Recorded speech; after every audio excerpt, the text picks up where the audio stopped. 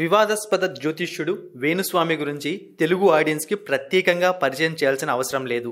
Social media విపరీతంగా అందుబాటులోకి వచ్చిన నేపథ్యంలో వేణుస్వామి లాంటి వారు చాలామంది సోషల్ మీడియా ద్వారా ప్రాచుర్యంలోకి వచ్చారు. అంతకుముందు ఏం చేసేవారో తెలియదు, కానీ ఇప్పుడు మాత్రం సెలబ్రిటీల పర్సనల్ లైఫ్ల గురించి, వారి జాతకాల గురించి సోషల్ మీడియాలో మాట్లాడుతూ పలు యూట్యూబ్ ఛానల్స్కి ఇంటర్వ్యూలు ఇస్తూ ఫేమస్ అయిపోతున్నారు.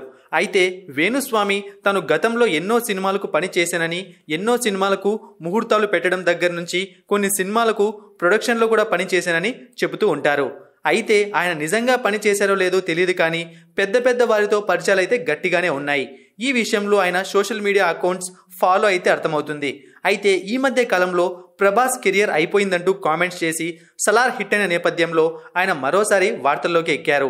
ఆ సంగతి అలా ఉంచితే తాజాగా ఆయన నటించిన సినిమాకి సంబంధించిన ఒక క్లిప్పింగ్ ఇప్పుడు సోషల్ మీడియాలో వైరల్ అవుతోంది. వేణుస్వామి జగపతి హీరోగా నటించిన జగపతి అనే సినిమాలో అర్చక స్వామి పాత్రలో నటించాడు. అందులో హీరోయిన్ రక్షిత, జగపతి బాబు కాంబినేషన్లో వేణుస్వామి కనిపించారు. ఆయనకు 2 డైలాగులు కూడా ఉన్నాయి. అంతేకాదండోయ్, త్రివిక్రమ్, మహేష్ బాబు కాంబినేషన్లో వచ్చిన మొదటి సినిమా అతడులో కూడా వేణుస్వామి ఉన్నారట. ఒక సాంగులో ఆయన ఉన్నారని తెలుస్తోంది.